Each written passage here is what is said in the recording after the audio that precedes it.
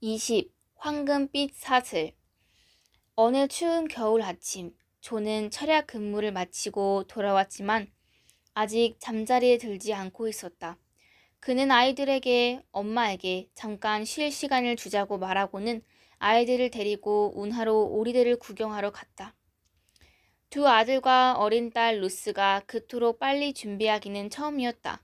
아이들은 쏜살같이 코트를 걸치고 모자를 쓰더니 눈 깜짝할 사이에 밖으로 달려나갔다. 조와 아이들이 나가자마자 순간적으로 나의 부모님의 환영이 나타났다. 두 분이 서서 대화하는 모습이 보였다. 두 분 주위에는 강한 바람이 불고 있는 듯했다. 마치 두 분이 함께 서 있는 것 같았지만 아버지는 실제로는 그곳에 없었다. 아버지는 유령처럼 보였다. 잠시 후 환영은 나타날 때처럼 빠르게 사라졌다. 아버지의 생이 끝나가고 있음을 알려주는 환영이었다. 번개가 나를 후려치는 것만 같았다. 나는 울음을 터뜨렸다. 나는 신과 천사들에게 대들었다. 나는 나의 아버지를 사랑했다. 불과 몇 분밖에 지나지 않은 것 같았는데 어느새 조와 아이들이 현관을 들어서고 있었다. 아이들은 저마다 신이 나서 나에게 운하 아래에서 본 것들을 설명했다. 주방으로 가서 차를 끓이고 있는데 조가 다가와 물었다. 무슨 일 있어? 몹시 창백해 보여. 게다가 울고 있었잖아. 환영을 보았어. 아빠가 돌아가실 거야. 어쩌면 당신이 오해했을지도 몰라. 천사들은 뭐라고 하는데? 천사들은 아무 말도 하지 않았어. 환영이 사라지자마자 신과 천사들에게 대들었어. 너무 속이 상해서 그들의 말을 이해할 수도 없었고 마침 그때 당신과 아이들이 돌아왔어. 마치 당신이 나갔다 온 게 불과 몇 분 만인 것처럼 느껴졌어. 조가 나를 꼭 안아주었다. 나는 기분이 조금 나아지는 것 같았다. 나는 그 환영을 애써 마음 뒤편에 묻어두려고 했다. 그리고 당장 친정집으로 달려가 아버지를 보고 싶었다. 그러나 그럴 수가 없었다. 신경 써야 할 세 아이들이 있었고 우리에겐 차도 없었다. 다행히 다음날 아버지가 우리 집을 찾아왔다. 나는 아버지를 만나서 너무나 기뻤지만 아버지에게 그 이유를 말할 수는 없었다. 나는 종종 사람의 몸에서 병을 볼 수 있다. 때로는 뼈가 번쩍이는 게 보이기도 하고 누군가의 가슴에서 심장이 앞으로 나오는 게 보일 때도 있다. 또 때로는 어떤 장기 주위에 검은 그림자가 어려 있는 것을 본다. 나는 아버지를 열심히 살펴보았지만 어떤 이상한 점도 보이지 않았다. 나는 약간 혼란스러웠다. 몇 주 후 날이 좀 풀렸다. 조가 아이들을 돌보는 동안 나는 메이누스 대학 교정으로 산책을 나갔다. 사과 과수원과 나무들이 우거진 작은 숲을 걸으며 나는 신을 찬양하며 감사의 기도를 드렸다. 나는 걷는 것을 즐기면서 얼굴에 불어오는 산들 바람을 느꼈다. 차고 신선한 바람이었다. 새들과 다람쥐들을 보고 있노라니 이 모든 피조물들이 나를 미소짓게 했다. 나는 일반적인 시각으로만 보는 게 아니라 그들 주위의 에너지의 빛까지 보고 있었다. 나는 지나가는 사람들에게 인사를 했다. 신부도 있었고 아기가 탄 유모차를 끌고 가는 엄마도 있었다. 그때 갑자기 미카엘 천사가 나타났다. 그는 내 옆에서 성큼성큼 걸으며 내 어깨에 손을 얹었다가 잠시 후 내 손을 건드렸다. 그 즉시 나는 평화로 충만해졌다. 내가 말했다. 고마워 미카엘, 내 기분을 좋게 해줘서. 미카엘은 인간의 형상으로 내 옆에서 걷고 있었다. 평소처럼 큰 키에 검은 머리카락이었지만 이번에는 머리가 짧아 보였다. 검은색 정장에 검은색 코트까지 입고 있어서 신부로 오해받을 수도 있을 것 같았다. 나는 그를 올려다보고는 미소 지으며 말했다. 신부님 같은 당신의 외모를 찬양하는 바입니다.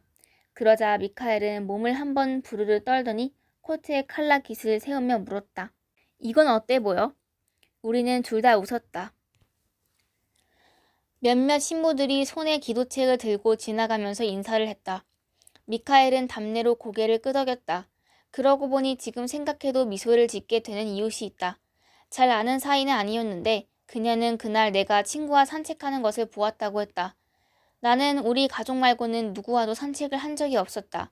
그녀가 본 것은 미카엘 천사였다. 그날만이 아니라 분명히 나 혼자였는데 내가 누군가와 함께 걸어가는 것을 보았다고 말하는 사람들이 셋이나 더 있었다. 그들은 인간의 모습을 한 천사와 함께 있던 나를 본 것이다. 어쩌면 내가 미처 깨닫지 못하는 사이에 그런 일이 더 자주 있었는지도 모른다. 미카엘 천사가 말했다. 사람들 없을 때 우리 저 큰 떡갈나무 아래에 잠깐만 서 있자. 너의 아버지에 대한 환영을 설명해 줄게. 나는 말했다. 미카엘 천사, 무슨 말을 하려는 건지는 몰라도 그 전에 내 기분이 몹시 상해 있다는 것만 알아줬으면 해. 미카엘이 나를 보고 웃으며 말했다. 로나도 성깔이 있는걸? 나는 말했다. 나는 가끔씩 신과 당신들 천사들이 내가 인간이라는 사실을 잊고 있다는 생각이 들어. 내가 왜 아빠의 죽음에 대해 알아야만 하지? 미카엘, 나는 오히려 모르는 게 나아. 미카엘이 슬픔이 가득 담긴 눈빛으로 내 손을 잡으며 말했다. 너의 아버지는 세상과 작별하는 걸 도와줄 네가 필요해. 나는 깊은 숨을 쉬었다. 나는 아빠를 사랑해. 미카엘 천사가 말했다. 우리 잠시 걷자. 여전히 내 손을 잡고 걸으면서 그가 말을 이었다. 조가 아이들을 데리고 운하에 갔던 날 보았던 너의 아버지에 대한 환영 기억해? 그때가 바로 신이 너의 아버지의 영혼과 너의 영혼을 연결한 순간이었어. 두 영혼을 하나로 결합시킨 것이지. 이제 너와 너의 아버지의 영혼은 하나로 묶여있어, 로나. 며칠 안에 시작될 거야. 즉, 너는 너의 아버지가 잉태된 순간부터의 아버지 인생 전체를 보게 될 거야. 마치 날마다 계속되는 텔레비전 화면이 너의 눈앞에 그리고 너의 마음 안에 펼쳐져 있는 것과 같을 거야.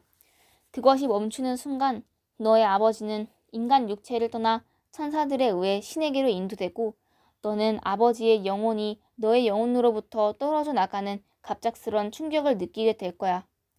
미카엘 옆에서 걷던 나는 가슴이 미워지도록 울었다. 로나, 눈물을 닦아줄게.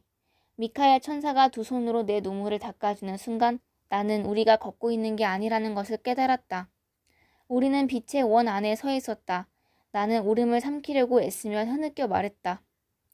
이건 정말 견디기 힘든 일이야. 로나, 신과 우리 천사들이 너를 도와줄 거라는 걸 잊지 마. 미카엘 천사는 그렇게 말하면서 자신의 손을 내 호주머니 속에 집어넣어 다시금 내 손을 잡았다.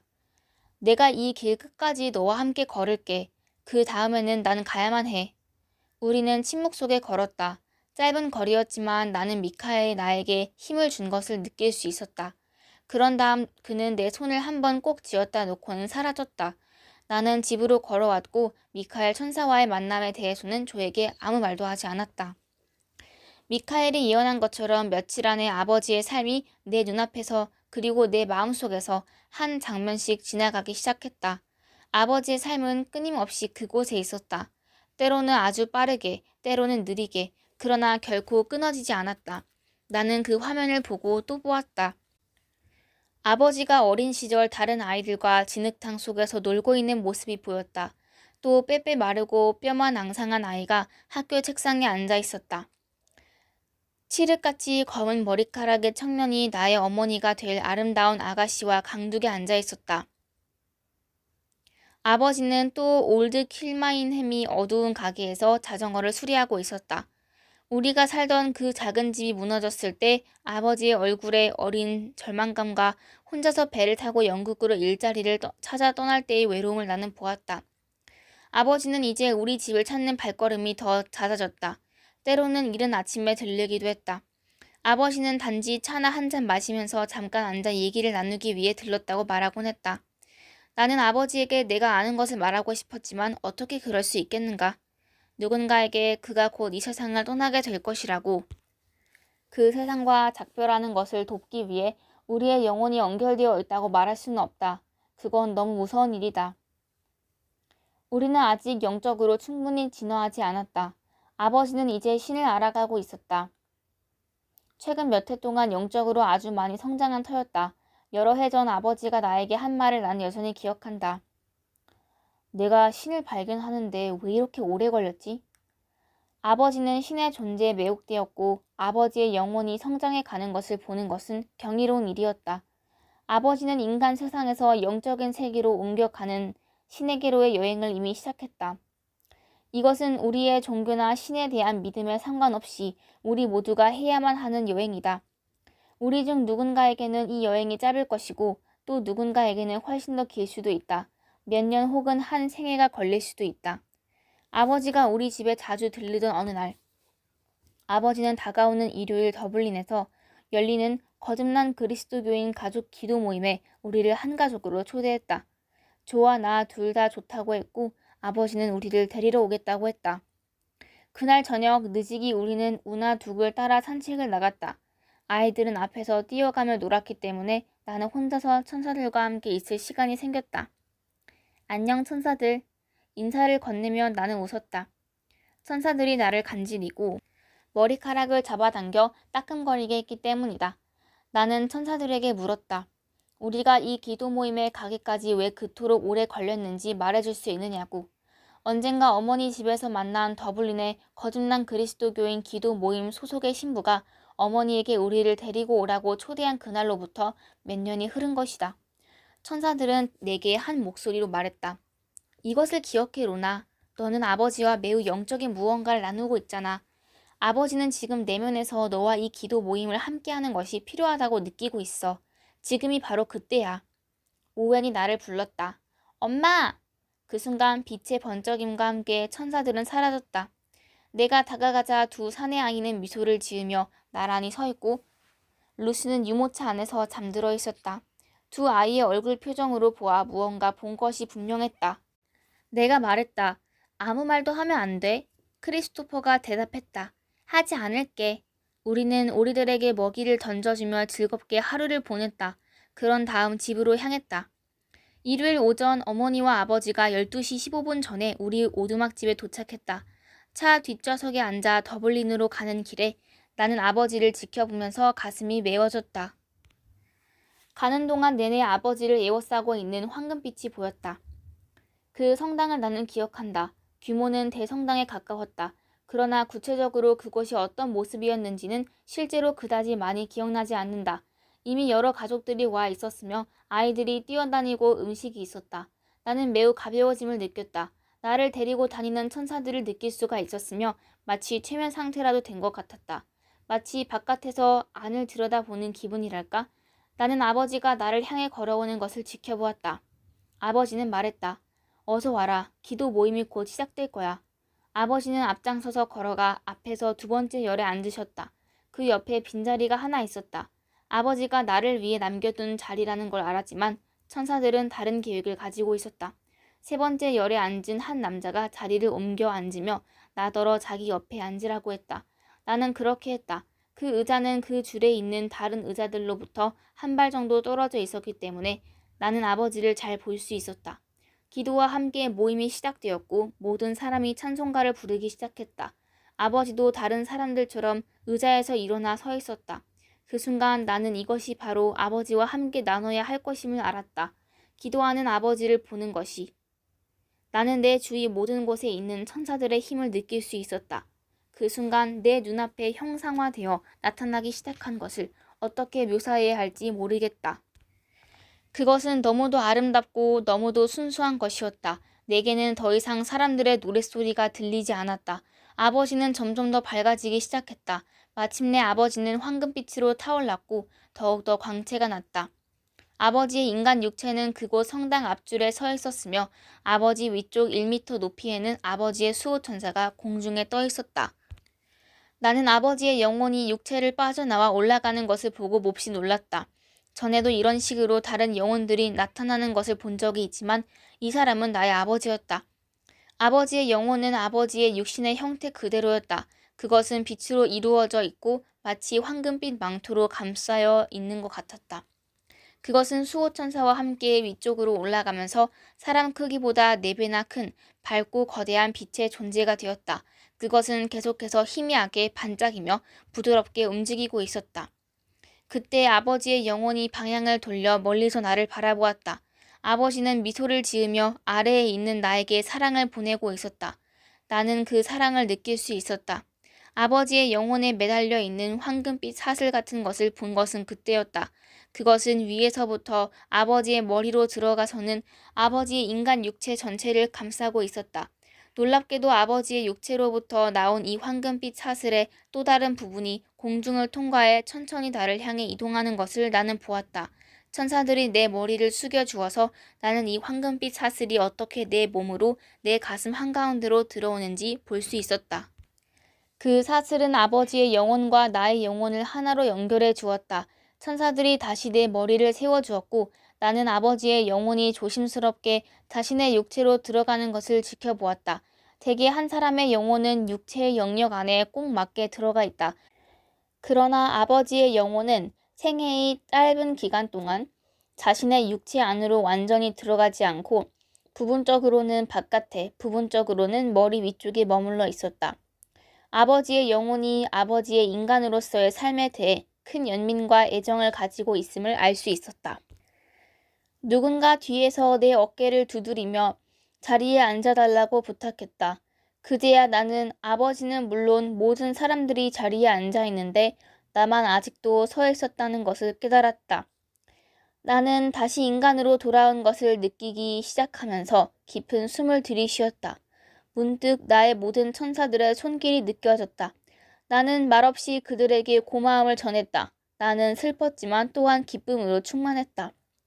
누군가 죽음을 통해 이 삶으로부터 때로 우리 인간들이 초자연적인 세계라고 부르는 곳으로 옮겨가기 시작했다는 것을 신과 천사들이 내게 말해줄 때마다 나는 언제나 놀란다. 그 누군가는 내가 몇 년 전 우연히 만났거나 다른 누군가를 통해 듣기만 한 사람일 수도 있고 혹은 세상에 잘 알려진 사람일 수도 있다. 다른 인간 존재가 그들의 삶과 믿음을 바꾸는 것을 보면 나도 모르게 미소를 짓게 된다. 그렇게 믿음을 바꾸는 순간 우리는 우리 자신이 거듭남의 여행을 시작했다는 사실을 전혀 깨닫지 못하는 것 같다. 신을 알기까지 왜 이렇게 오래 걸렸는지 모르겠다고 하던 아버지의 말씀을 나는 늘 기억한다. 3월 어느 날 아침 아이들을 학교에 데려다 준 뒤 나는 루스의 유모차를 밀며 집으로 걸어가고 있었다. 우리 오두막집 대문 쪽으로 몸을 돌리는 순간 현관 계단에 앉아있는 것은 다름 아닌 미카엘 천사였다. 나는 문을 열며 기뻐서 소리쳤다. 미카엘 천사, 당신 지금 태양처럼 빛이 나. 내 말이 끝나자마자 미카엘이 내 옆에 와 섰다. 잘 지냈어, 로나? 루스가 잠에서 깨려는지 뒤척이기 시작했다. 미카엘은 손가락을 입술에 대며 눈부신 미소를 지었다. 그러더니 오른손 손가락 끝으로 루스의 뺨을 만지자 빗줄기가 나오면서 루스의 눈이 서서히 감기기 시작했다. 루스는 이내 다시 잠이 들었다. 미카엘이 손을 치우자 내 아기의 에너지가 미카엘의 에너지와 하나로 연결되어 있는 것을 볼 수 있었다. 그 연결을 거두어 들이면서 미카엘 천사가 말했다. 로나, 너의 아버지가 이 세상을 떠날 시간이 점점 가까워 오고 있어. 나는 말했다. 알아. 미카엘, 당신이 현관에 앉아있는 것을 보는 순간 당신을 보아서 기뻤지만 또한 슬프기도 했어. 당신이 이번에 왜 왔는지 내 가슴이 알기 때문이야. 나는 루스를 내려다 보았다. 아기는 계속 잠들어 있었다. 미카엘이 웃었다. 아기는 내가 떠날 때까지 깨지 않을 거야. 미카엘이 손을 뻗어 내 손을 잡았다. 나는 울음을 터뜨렸다. 그가 내 손을 꼭 쥐었다. 나는 그를 올려다 보았다. 미카엘은 눈부시게 빛나고 있었다. 그의 아름다운 빛이 나를 감싸고 보호하는 것이 보였다. 평온함의 파동이 내게 전해졌다. 미카엘이 말했다. 로나, 이제 아버지를 향한 너의 사랑이 너를 도울 수 있게 해줘야 해. 앞으로 2주 동안 너와 아버지 두 영혼은 서서히 부드럽게 분리될 거야. 아버지의 영혼으로부터 나와서 너의 영혼까지 연결되어 있던 그 황금빛 사슬이 점점 약해져 결국 끊어질 거야. 나는 여전히 울면서 미카엘 천사의 말을 주의 깊게 들었다. 미카엘, 이미 약해지기 시작했어. 난 그것을 느낄 수 있어. 로나, 이것을 이해해야만 해. 마지막으로 사슬이 끊어지는 순간이 찾아와도 붙잡으려고 해서는 안 돼. 나도 알아, 미카엘. 그러지 않을 거야. 기억해, 로나. 너의 모든 천사들이 언제나 너와 함께 있을 거야. 네가 우리를 볼 수도 없고 들을 수 없을 때조차도 우리 모두가 너를 위해 계속 일할 수 있게 해줘야만 해. 미카엘이 손을 들어 내 손으로 가져가며 말했다. 내가 눈물을 닦아줄게. 더 이상 울지 마. 이제 너의 아버지를 위해 기뻐해야만 해. 미카엘, 당신이 가기 전에 묻고 싶은 게 하나 있어. 뭔데, 로나? 나는 다시 묻기 시작했다. 아버지가 잉태된 순간부터의 삶을 내가 봐오고 있다는 것을 당신도 알지? 나는 그 장면들을 통해 아버지의 감정과 고통을 느꼈고 모든 것을 보았어. 그렇다면 내가 아버지의 영혼을 정화하고 있는 것일까? 내가 하고 있는 일이 바로 그거야? 미카엘이 대답했다. 맞아. 하지만 질문은 여기까지야. 더 이상은 안 돼, 로나. 나는 가야만 해. 미카엘은 사라졌고 그와 동시에 루스가 잠에서 깨었다. 2주, 얼마 안 남았잖아. 나는 혼자서 중얼거렸다. 그리고 깊은 한숨을 쉬었다. 아버지의 삶을 보여주는 환영은 한순간도 그치지 않았다. 그것은 결코 끝나지 않았고 계속해서 내 가슴을 슬픔에 잠기게 했다. 아버지는 매일같이 우리 집에 들렀다. 아버지는 차를 마시며 이런저런 이야기를 했고 나는 그 이야기를 들으며 혼자 미소 지었다. 아버지는 주로 지나온 세월에 대해 때로는 당신이 젊었을 때의 삶이 어떠했는지 혹은 당신의 부모님과 몇 해 전 세상을 떠난 절친했던 친구 아더 메이슨 씨 이야기를 했다. 때로는 결혼 전에 당신과 어머니에 대해 이야기할 때도 있었다. 하루하루 시간이 흐를수록 나는 기분이 점점 더 가라앉았다. 아버지가 이 세상을 떠날 날이 며칠 남지 않았다는 것을 아는 것은 끔찍한 일이었다. 어느 오후 아이들을 데리러 학교에 가기 전에 나는 천사들을 모두 불렀다. 미카엘, 호수스, 엘리야, 엘리샤 천사가 바로 내 앞에 나타났다. 그리고 그들 뒤에도 한 무리의 다른 천사들이 있었다. 나는 천사들의 사랑에 감사였다. 그것이 내게 아버지의 영혼을 보내드리고 붙잡지 않을 힘과 용기를 주었다. 천사들이 부드럽게 말했다. 넌 혼자가 아니야, 로나. 어서 학교에 가서 아이들을 데려오도록 해. 마침 카펫 공장을 쉬는 날이라 밭에 나가 있던 조가 집 안으로 들어오며 말했다. 로나, 얼굴이 무척 창백해 보여. 나는 괜찮다고 했지만 조는 자기가 가서 아이들을 데려올 테니 나더러 쉬라고 말했다. 나는 계속 고집을 피웠다. 아니야, 난 정말 괜찮아. 그럼 우리 같이 가. 나는 피곤했고 슬펐지만 천사들이 내게 학교에 가서 아이들을 데려오라고 한 말을 기억하고 있었다. 메이누스의 큰 길을 따라 집으로 돌아오는 길에 나는 깜짝 놀랐다. 도중에 아버지를 만난 것이다. 메이누스의 길에서 아버지와 마주친 적은 그때가 처음이었다. 천사들이 꾸민 일이었다. 아버지는 당신이 가장 좋아하는 내가 짜준 에런식 스웨터를 입고 플라이 낚시 그림이 그려진 모자를 쓰고 있었다. 아버지는 약간 방향 감각을 잃은 듯 자신이 어디로 가고 있었는지 혼란스러워했다. 아버지는 57살밖에 안 됐지만 훨씬 늙어 보였다. 하지만 아버지는 우리와 마주치자 무척 기뻐했으며 나는 아버지를 꼭 안아주었다. 아버지는 우리에게 근처 찻집으로 들어가자고 했다. 찻집에 앉아 아버지를 바라보는데 아버지 주위의 빛이 거의 보이지 않았다. 단지 약간의 깜빡임만 있었다. 빛의 실이 수백 군데는 끊어진 것처럼 나는 아버지 뒤에 서 있는 아버지의 수호천사를 볼 수 있었다. 아버지보다 훨씬 키가 큰 그 천사는 아버지를 지탱해주고 아버지의 인간 육체와 영혼을 함께 잡아주고 있었다. 차를 마시면서 아버지는 당신의 몸 상태가 별로 좋지 않고 숨쉬기가 힘들다고 말했다.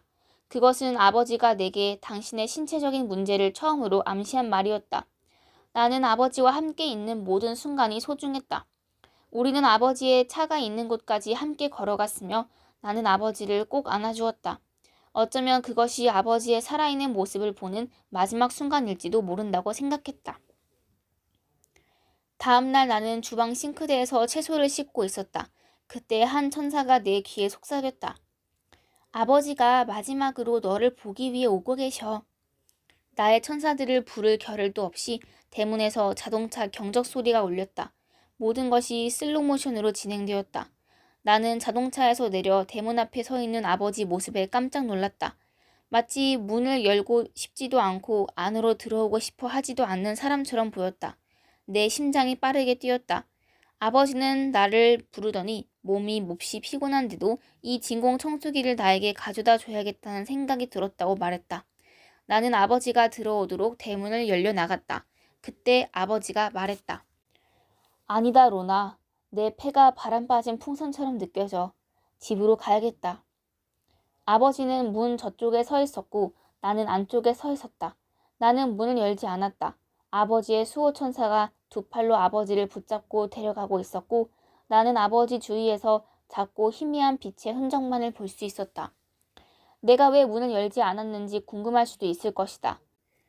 하지만 나는 들어오지 않으려는 아버지의 의사를 존중한 것이다. 우리의 영혼이 분리될 수 있도록 연결이 끊어져야만 했다. 그렇기 때문에 아버지는 내게 문을 열지 못하게 한 것이다. 아버지는 우리가 문을 사이에 두고 반대쪽에 있어야만 한다는 것을 알았던 것 같다. 아버지는 문이 열려서는 안 된다는 것을 영적으로 알고 있었다. 하지만 얼마나 많은 것을 더 알고 있었는지는 모르겠다. 나는 아버지를 향해 미소를 지으며 손을 뻗어 아버지의 손을 잡았다. 우리는 작별 인사를 했고 아버지는 집으로 돌아갔다. 그날 저녁 나는 조에게 아버지가 죽어가고 있다고 말했다. 조는 별다른 말을 하지 않고 그저 나를 안아주었다. 이틀 뒤 아버지와 나의 영혼은 완전히 분리되었다. 3월 17일 성 패트릭 데이. 성 패트릭은 아일랜드의 수호 성인. 아침이었다. 조는 몸이 좋지 않았다. 그래서 나는 조에게 성 패트릭 데이 퍼레이드를 보러 갈 생각은 말고 침대에서 쉬라고 말했다. 다 같이 아침을 먹고 나는 아이들에게 준비시켜 메인누스로 퍼레이드를 보러 나갔다. 시내 중심가를 따라 퍼레이드가 한창 진행 중이었다. 아이들은 사탕을 선물 받고 광대들과 악수를 했다. 모두가 멋진 시간을 보내고 있었다. 나는 아이들의 즐거움을 망치지 않기 위해 웃으려고 애를 썼다. 비록 순간순간 그 퍼레이드가 영원히 끝나지 않을 것처럼 느껴지긴 했지만 마침내 퍼레이드가 끝나고 아이들과 함께 집을 향해 걸어갈 무렵 미카엘 천사가 내 옆에 나타났고 그제야 나는 안도했다. 그가 내 어깨에 손을 얹고 나를 위로하는 것을 느낄 수 있었다. 그는 내 귀에 대고 속삭였다. 넌 혼자가 아니야, 로나. 나는 아이들이 보면 속상해하리라는 것을 알았기에 울지 않으려고 노력했다. 나는 미카엘에게 속삭였다. 너무 허무하게 느껴져. 아빠가 떠나가셨어. 더 이상 아버지와의 연결을 느낄 수가 없어. 가버리신 거야. 미카엘 천사가 다시 속삭였다.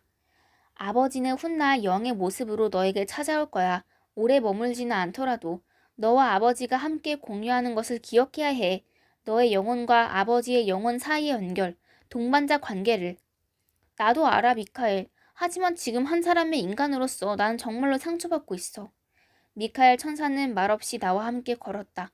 두 아이는 내 앞에서 달려갔고 루스는 작은 다리가 지쳐 유모차 안에 앉아 있었다. 오두막집 대문을 얼마 남겨두지 않은 곳에 이르러 미카엘이 살며시 내 손을 잡았다.